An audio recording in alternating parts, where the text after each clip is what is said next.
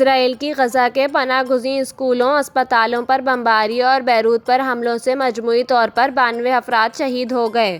غیر ملکی میڈیا کے مطابق اسرائیل نے اپنی جارحیت کو جاری رکھتے ہوئے غزہ کے پناہ گزین اسکولوں اور اسپتالوں پر بمباری کرکے مزید 70 سے زیادہ فلسطینی شہید کر دیے۔ اس کے علاوہ شمالی غزہ میں فلسطینی مزاحمت کاروں کی اسرائیلی فوج سے شدید جھڑپیں ہوئیں، جس سے 3 اسرائیلی فوجی ہلاک ہو گئے۔